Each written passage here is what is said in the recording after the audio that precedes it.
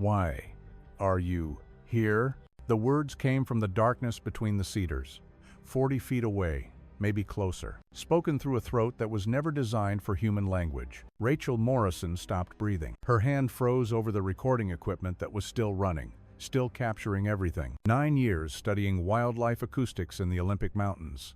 Every animal call memorized, every bird song cataloged, every sound these forests could produce documented and filed away. This wasn't any of them. This was something speaking English, something that had been practicing. Answer me. The voice was closer now, deeper, like gravel being dragged across wet stone, like someone had taken human words and filtered them through a throat twice the size of any man's. And it was waiting for a response. What happened in the next 7 minutes and 43 seconds would change everything we know about what lives in these forests, about their intelligence, about how long they've been watching us, and about what they finally want to tell us. On September 18, 2024, in a remote valley of Washington's Olympic National Forest, a wildlife researcher captured something that has never been recorded before. A Bigfoot, speaking, for 7 minutes and 43 seconds, and what it told her will haunt you. If you've ever wondered whether these creatures are intelligent enough to communicate, if you've ever thought about what they might say if they could speak, hit that subscribe button right now, because this recording proves they've been listening to us for centuries, and they finally have something to say. But before I play you what Rachel captured, you need to understand who she is, and why they chose her to speak to. Rachel Morrison was 31 years old, a wildlife acoustics researcher with a PhD from the University of Washington, 9 years of fieldwork in the Pacific Northwest, published papers on animal communication patterns, equipment that could capture frequencies most humans couldn't even imagine. But this wasn't just science for her. This was personal. 5 years ago, her younger brother Nathan had disappeared in these same mountains. Experienced hiker, Eagle Scout, knew the Olympic backcountry better than most rangers. He'd gone out for a 3-day solo trip, something he'd done dozens of times before, told their mother he'd be back by Sunday dinner. Sunday came and went. The search lasted 11 days. Helicopters, dogs, hundreds of volunteers combing every trail. They found his campsite, his tent still standing, his backpack hanging from a tree branch exactly where he'd left it, his journal with entries stopping mid-sentence, the last words smeared like he'd been interrupted. But they never found Nathan. No body, no remains, no sign of animal attack, just an empty campsite and a mystery that had been eating Rachel alive ever since. The official report said, presumed deceased, cause unknown. The rangers suggested he'd fallen into a ravine, been carried away by a river, some explanation that meant there was nothing left to find. But Rachel had seen the photographs they didn't release to the family. The ones showing the footprints around Nathan's tent, 18 inches long, 5 distinct toes, pressed deep into the mud with a weight that suggested something massive. Not a bear, not a human, not anything in any wildlife database. That's when Rachel's research changed. Keep looking. She stopped studying bird We'll calls find and them. started listening for something else, something the scientific community said didn't exist. For half a decade, she'd been coming to these mountains with equipment designed to capture sounds beyond normal human hearing. Infrasound, ultrasound, frequencies that might reveal what really lived in the deep wilderness. She'd captured strange things, unexplained vocalizations, patterns that didn't match any known species, sounds that made the hair stand up on the back of her neck, but nothing definitive, nothing that proved what she was looking for was real. Until September 18, 2024. That morning, Rachel had hiked 7 miles into a remote valley that most maps didn't even name, an area where her equipment had picked up unusual acoustic patterns over the past several months, sounds that occurred too regularly to be random, but too infrequently to be predictable. She'd set up in a small clearing surrounded by old-growth cedars, their trunks wider than cars, their canopy blocking out most of the morning sun. The forest was quiet. Too quiet, she noted in her field journal. No bird calls, no insects. Even the wind seemed to be holding its breath. Her equipment was running. 3 directional microphones positioned in a triangle, 2 trail cameras set to motion detection, a portable spectrograph that could visualize sound waves in real time, and her primary recorder, capturing everything within a 100-foot radius. By 2 p.m., she'd recorded nothing unusual, just ambient forest sounds and the occasional distant bird. By 3 p.m., she was considering packing up. At 3:17 p.m., everything changed. The first sound wasn't a word, it was a feeling, a pressure in her chest, a vibration in her bones, something below the range of human hearing that her equipment registered as a massive spike in infrasound activity, and then the forest went completely silent. No birds, no insects, no wind, just Rachel, her equipment, and the growing certainty that she was no longer alone. Rachel checked her spectrograph. The infrasound reading was off the charts. Something was producing vibrations at frequencies that could affect human emotion, cause feelings of unease and fear. She'd read about this in theoretical papers. The idea that some animals might use infrasound to disorient prey or drive away threats. But nothing in North America was supposed to be capable of this. She scanned the forest around her, the massive cedars, the dense undergrowth, the shadows that suddenly seemed darker than they had moments ago. "Hello?" she called out, immediately feeling foolish. No response, just that oppressive silence, and the infrasound pulsing like a heartbeat she could feel in her chest. Then, at 3:19 p.m., her microphones picked up something else.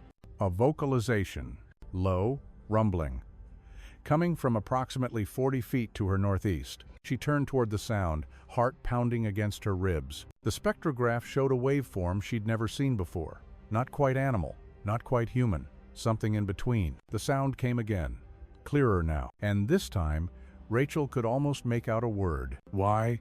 She froze. Her mind raced through explanations, a hiker playing a prank, an animal making sounds that resembled speech, audio pareidolia, the tendency to hear patterns in random noise, but her equipment was recording everything, and the waveforms on her screen weren't random. They were structured, intentional, formed with the deliberation of someone speaking a language they'd learned through observation rather than instruction. "Why, you?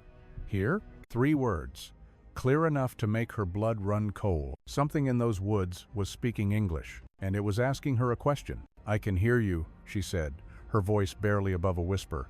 I'm listening." Silence stretched between them, the infrasound pulsing, her equipment recording. Then, from the darkness between the trees, "Good."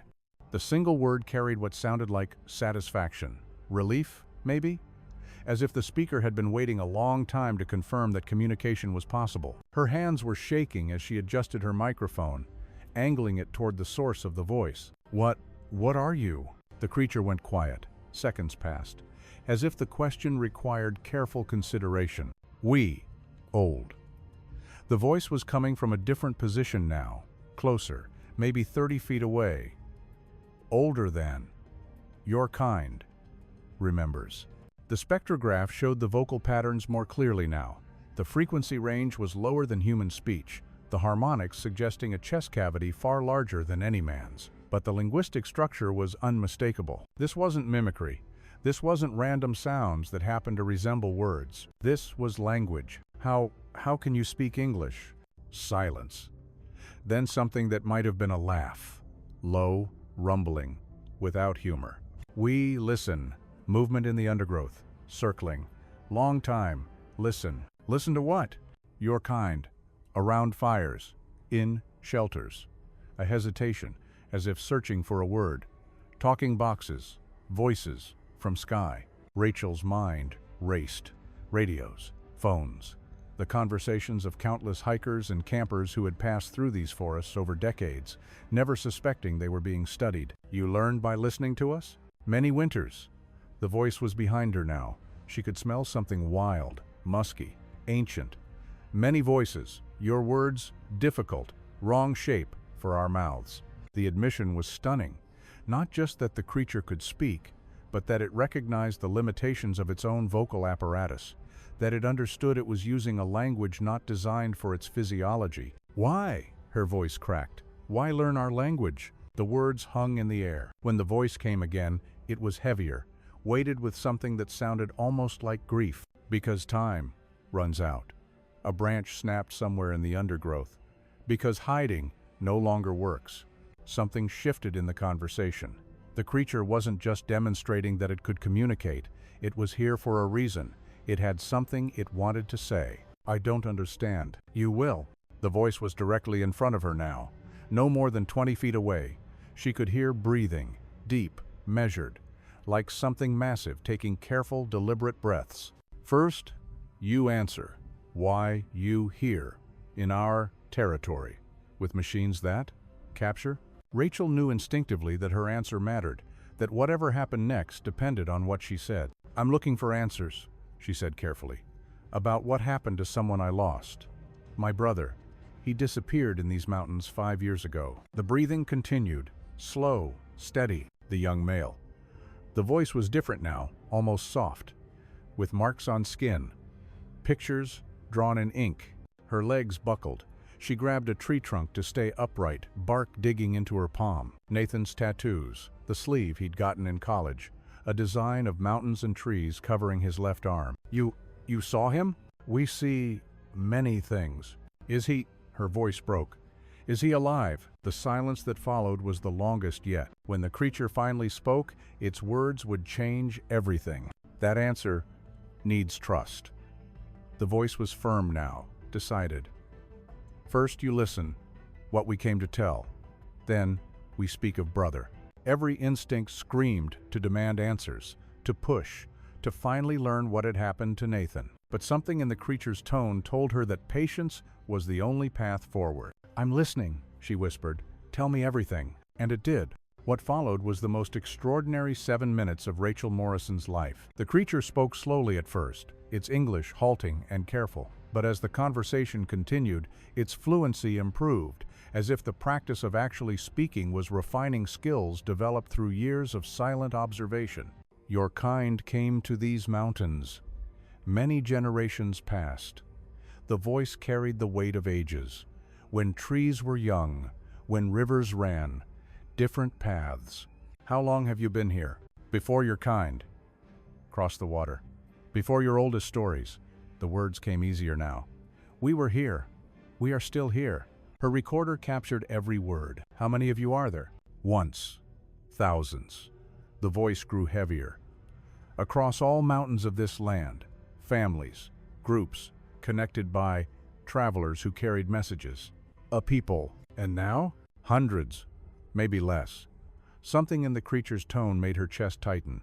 Pushed into smaller places, watching your kind, take more, every season. Why hide? Why not reveal yourselves? The response was immediate, bitter. Your kind kills what it fears. The words came faster now, carrying emotion that transcended species.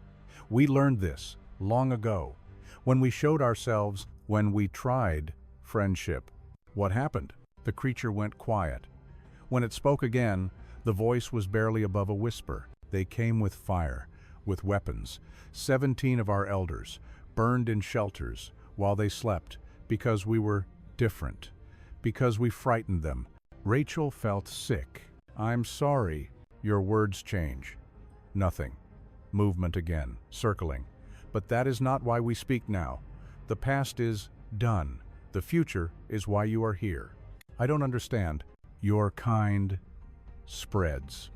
Every season, more forest. Disappears. More of our places. Destroyed. The creature's English was noticeably better now. More fluid. Paths we walked for thousands of winters. Now under your stone. Your buildings. We have watched your kind grow from campfires to cities, from walking to flying. We know what you can do, what you will do. A branch creaked overhead. The question is no longer whether you will find us. The question is, what happens when you do? So, why talk to me? Why now? Because we have debated, for many winters, what to do. The voice came from a new direction, and Rachel heard other sounds now, other presences in the forest around her. Some of us say, keep hiding, wait for your kind to destroy itself. Others say, fight, drive your kind from what remains. Her blood ran cold at the implication. And you? We believe in a third path, finding humans who can be trusted, building understanding before discovery becomes unavoidable. Why me? There must be other researchers who... Many seek, few with patience. The creature's voice was thoughtful. Fewer still with loss that opens the heart. Your brother's absence made you ready, made you willing to believe what others dismiss. You chose me because I was desperate. We chose you because desperation makes humans brave, and we need brave. The honesty was disarming. What are you asking me to do? We will share knowledge, proof that we exist, evidence your kind cannot deny. The voice was closer now. In exchange, you help us, speak for us, explain to your kind that we are not monsters, that we wish to coexist, not to be captured, studied, destroyed. You want me to be an ambassador? That word. Yes. Something that sounded like approval. We have watched your kind's boxes, the ones that spread information. We know how fast truth can travel, and how fast lies. The creature understood the internet, understood media, had been watching not just hikers and campers, but the technology that connected human society. What kind of proof are you offering? This conversation, your recordings. We know your machines are capturing everything. Silence stretched between them. We allowed this. We chose this. Because sound leaves room for doubt, room for your kind to dismiss. We control what evidence exists, for now. And if I agree to help, then more. Over time, as trust builds, eventually, perhaps, sight. But not yet. Not until we know how your kind will react. Rachel's mind was reeling. She was being recruited by a species that had remained hidden for millennia, asked to serve as a bridge between worlds that had existed in parallel without meaningful contact. What if I say no? When the creature spoke again, its voice was different, colder. Then this conversation never happened. You will doubt your own memories, wonder if you imagined everything, and we will choose someone else. The implication was clear. They had ways of ensuring silence that didn't require violence, and they would use them if necessary. I need to know more, Rachel said, about your society, your culture, how you've managed to stay hidden for so long. Ask. For the next several minutes, Rachel asked questions she'd wondered about her entire career, and the creature answered with a candor that suggested it had been waiting a long time for someone willing to listen. It described a network of family groups spread across multiple mountain ranges, connected not by technology, but by individuals who traveled between communities carrying messages and maintaining bonds. It spoke of an oral tradition that preserved thousands of years of history, passed down through generations, in a language that human vocal cords couldn't hope to reproduce. You have your own language? Many words. Sounds your kind cannot make. Concepts that do not translate. The voice seemed to come from everywhere and nowhere. But we will teach you some, to prove what we are. What followed was extraordinary. The creature began speaking in its own tongue, producing sounds that Rachel's equipment captured but her ears could barely process. Deep, resonant tones mixed with clicks and whistles that seemed to layer on top of each other, creating meanings that went beyond simple vocabulary. That word means forest, not just trees, the living network, all things connected. It was teaching her, providing linguistic evidence that would be invaluable to researchers if she chose to share it. This word, water, but more, the spirit of water, the way it moves through everything. Each term it shared came with an explanation that revealed a worldview fundamentally different from human understanding. The creature spoke of the forest as a conscious entity, of connections between species that humans move through without seeing. Your kind walks blind through the world, sees only what serves your purposes, misses the deeper patterns, the web that connects all life. Is that why you've survived so long? Because you understand things we don't. Understanding helps, but also choice. The voice was heavy now.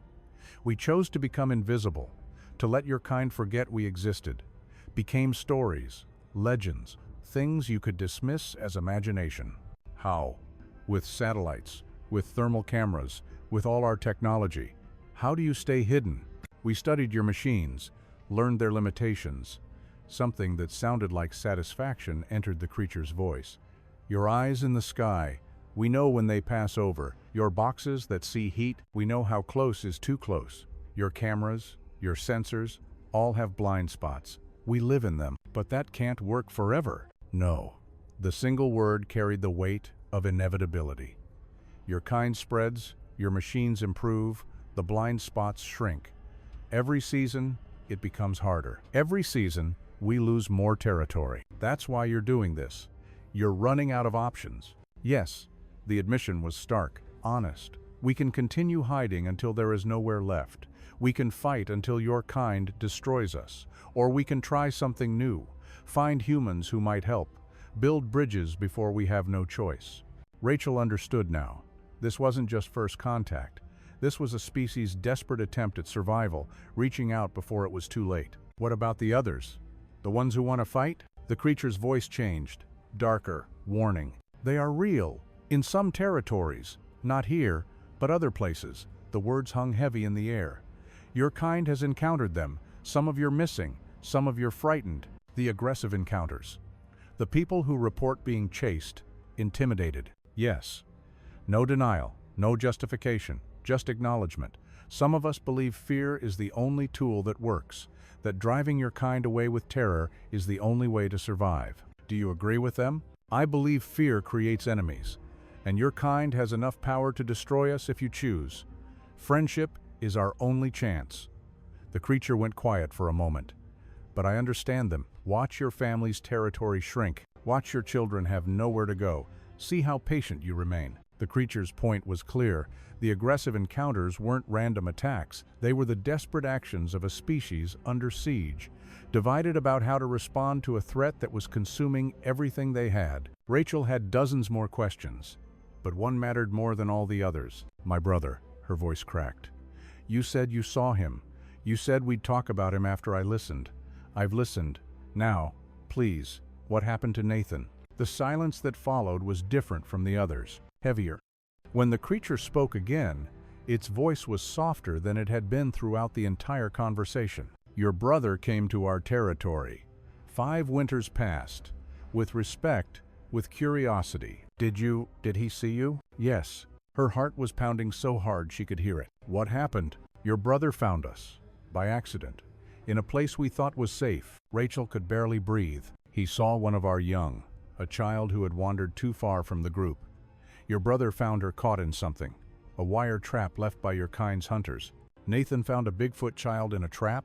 Yes, and he freed her, carefully, gently, spoke soft words even though she could not understand.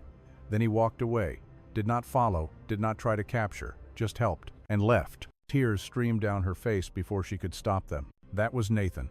That was exactly who her brother was, helping anything that needed it without expecting anything in return. We watched him. After that, the one who had helped our child. We saw him return to your shelter city, saw him come back to the mountains, again and again, looking for something. For us, we realized, he wanted to find us, to understand.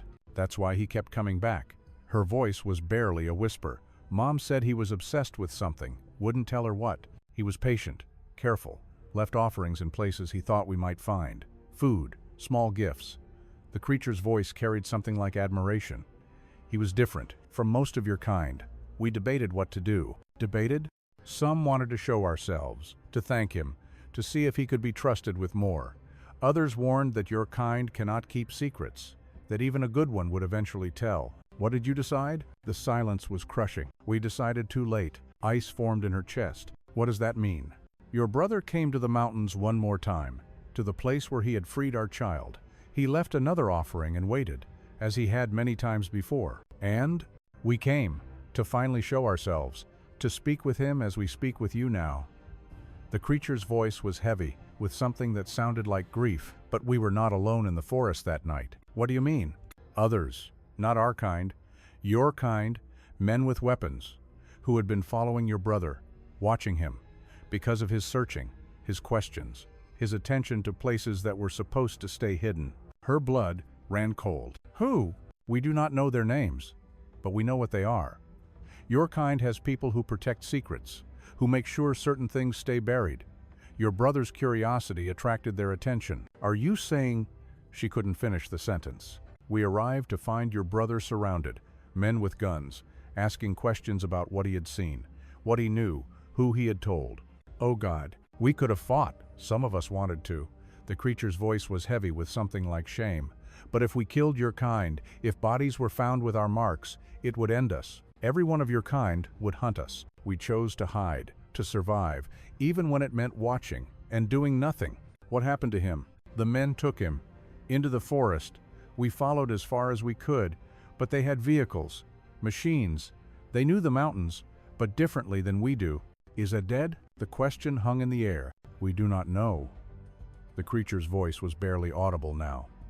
We searched for many days, found nothing, no body, no trail, as if your brother had disappeared into the air. That's why you contacted me. Rachel understood now. You feel responsible. We brought his attention to us. By letting our child be seen, by leaving signs we thought only he would notice.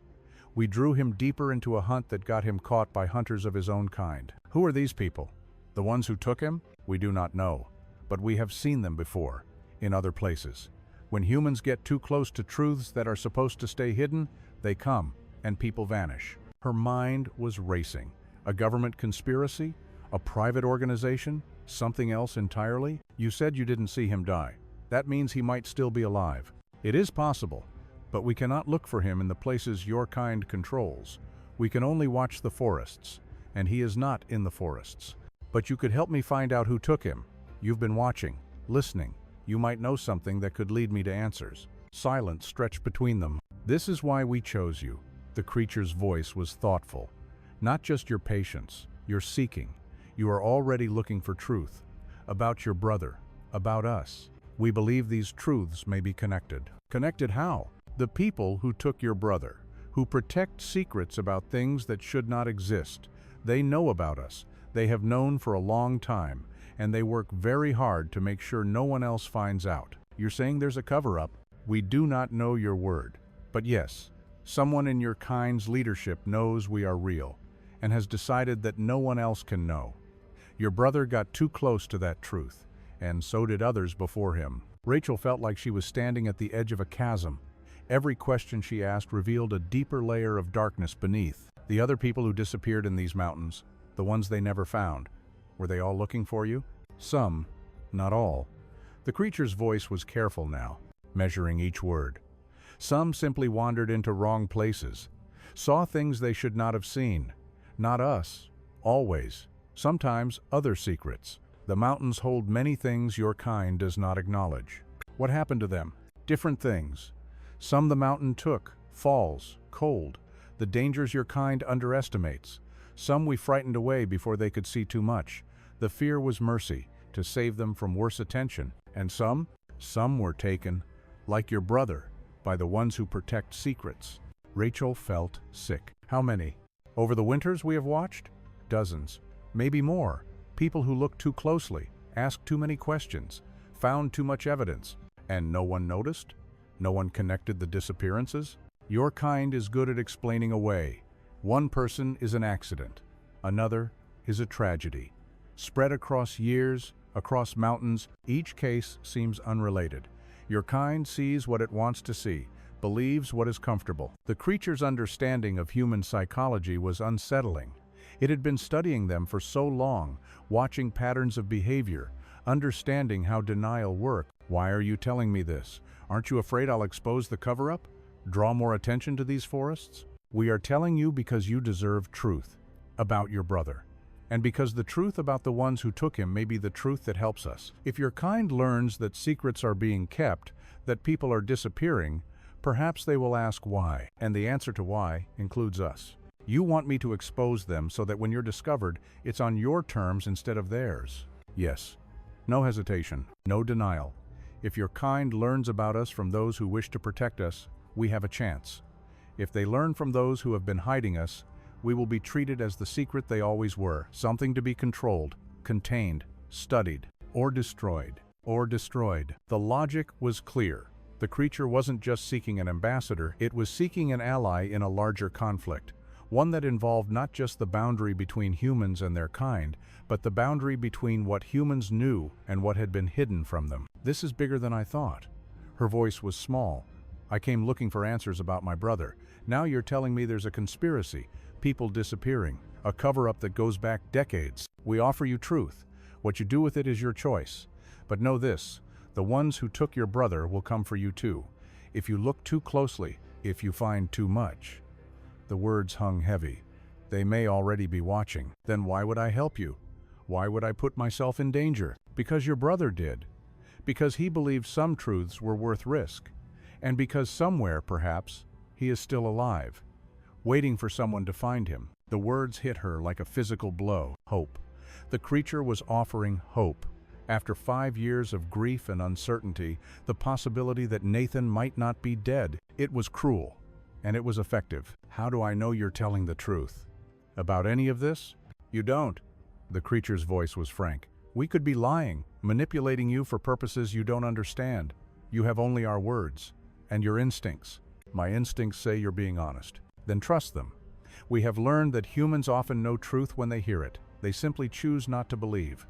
Because belief is harder than doubt. Before Rachel could respond, a sound cut through the forest. Distant, mechanical, growing closer. Helicopter. The creature's voice changed immediately. Urgent. Commanding. We must go. Now. The helicopter sound was getting louder.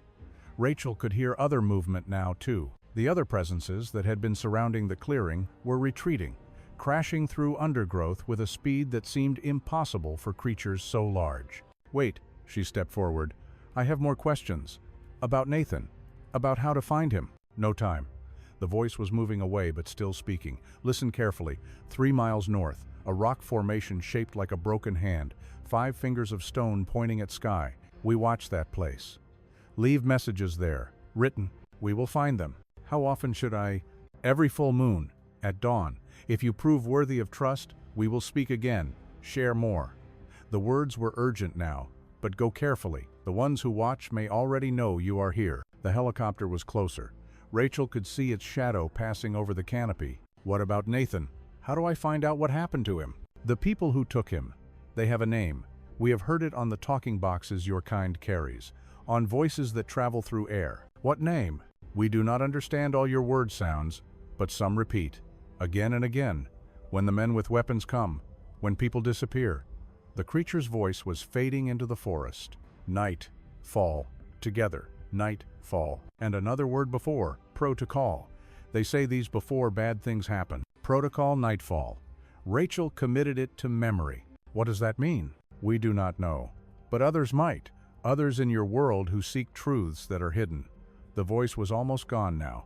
Be careful who you trust. Not everyone who claims to seek truth is what they appear. Will I see you again? If you prove worthy. If you keep what we shared safe. If you do not bring attention before we are ready. A final moment. And if you survive what comes next. What does that mean? What comes next? But the voice was gone. The forest around Rachel was suddenly empty. The oppressive silence lifted. Birds began to sing again. Insects resumed their buzzing. The ordinary sounds of wilderness returning as if a spell had been broken. Rachel stood alone in the clearing, equipment still running, hands shaking so badly she could barely hold them still. The helicopter passed overhead, lower now, and she could see markings on its side. Not Forest Service, not any agency she recognized, just black paint and numbers that meant nothing to her. It circled once, twice, then moved away to the west. Coincidence? Or had someone tracked her phone? Her vehicle? Her movements? The creature had been right about one thing. The timing was too perfect. The helicopter had arrived exactly when the conversation was reaching its most damaging revelations. Someone knew she was here. Rachel looked down at her recorder. The display showed 7 minutes and 43 seconds of audio captured since the first vocalization. Proof. More than any researcher had ever gathered. Clear recordings of something that shouldn't exist, speaking English, sharing knowledge, revealing secrets. And with it, a burden she was only beginning to understand. She packed her equipment carefully, methodically, her scientist's training taking over while her mind reeled. Every motion was automatic, every thought was chaos. Nathan might be alive. There was a conspiracy, something called Protocol Nightfall. And whatever had spoken to her in that clearing, it was just the beginning. The hike back to her vehicle felt different. The forest that had been familiar now seemed alive with secrets. She noticed things she'd overlooked before. Arrangements of stones that might be markers, branches broken in patterns that could be signals, areas where the undergrowth seemed deliberately arranged to conceal trails she'd never seen. They were everywhere. Once you knew what to look for, and they were watching her leave, she was certain of it. When Rachel reached her truck, parked at a trailhead 7 miles from the clearing, she sat behind the wheel for almost an hour before starting the engine. The audio files on her recorder, the promises she'd made, the questions that remained, and the warning that echoed in her mind. If you survive what comes next. She started the engine and began the long drive home. 3 miles down the mountain road, she noticed the black SUV in her rearview mirror. It stayed exactly the same distance behind her for the next 40 miles. When she finally pulled into a gas station, it drove past without slowing. But she saw the driver look at her, and she knew, with a certainty that settled into her bones, that the creature had been right. Someone was watching, and now they were watching her. It's been 3 months since Rachel Morrison walked out of that forest. 3 months since she recorded something that science says is impossible. 3 months of listening to those 7 minutes and 43 seconds over and over again, analyzing every word, every waveform, every implication. She has not published her findings, has not shared the audio with colleagues, has not told anyone the full truth of what happened in that clearing, because the day after she returned, she found something on her doorstep, a photograph of her brother, recent, dated 6 months earlier. Nathan, looking thinner, older, but unmistakably alive. 4.5 years of captivity visible in his hollow cheeks and distant eyes. Standing in front of a building she didn't recognize, a facility with no windows and a fence topped with razor wire. And on the back, written in handwriting she didn't recognize, "Some truths have costs. Choose carefully." No signature, no return address, no explanation of how it arrived or who had sent it. Rachel doesn't know who sent it. The creatures? They couldn't navigate human addresses, couldn't mail packages. Protocol Nightfall. Why warn someone you planned to silence? Someone else? An ally she didn't know she had? The mystery of the photo's origin haunts her almost as much as its contents. But she knows this. Her brother is alive, somewhere, being held by someone, for reasons connected to what he saw in those mountains 5 years ago. A warning, or a message of hope. Maybe both. And the creatures that spoke to her, the ones who have been watching from the shadows for centuries, they're waiting to see what she does next, to see if she's worthy of their trust, to see if she can help them before it's too late. Rachel visits the rock formation every full moon now, the one shaped like a broken hand, 5 fingers of stone pointing at the sky. She leaves messages, questions, updates on her search. And sometimes, when she returns the next day, she finds responses, carved into bark, arranged in stone, occasionally whispered from the trees in voices that still make her skin crawl. The conversation continues, slowly, carefully, building trust one exchange at a time. And Rachel searches for Protocol Nightfall, for the facility in the photograph, for her brother. She's found fragments, hints, other researchers who got too close and disappeared, government documents with too many redactions, a pattern that stretches back decades. Something is out there, multiple somethings, the creatures in the forest, and the humans who have been hiding them, both watching, both waiting, both wondering what happens when the secret finally breaks. That's Rachel Morrison's story. 7 minutes and 43 seconds that changed everything. A brother who might still be alive, and a species that's been waiting centuries for someone to listen. Now I want to hear from you. Do you believe Rachel's recording is real? What would you have done in that clearing? Would you keep searching for the truth, even knowing what it might cost? Drop your answer in the comments below. I read every single one. And if this story changed how you think about what's really out there in the wilderness, about what might be hiding, about what secrets are being kept from all of us, hit that subscribe button right now, because next week I'm sharing what happened when Rachel followed the clues to Protocol Nightfall. What she found at that facility, who she found, will change everything you think you know about how deep this conspiracy goes. You don't want to miss it. Until next time, stay curious, keep your eyes open, and remember, they've been listening for centuries. Now they're talking back. Are we ready to hear it? For more stories like this, check this out.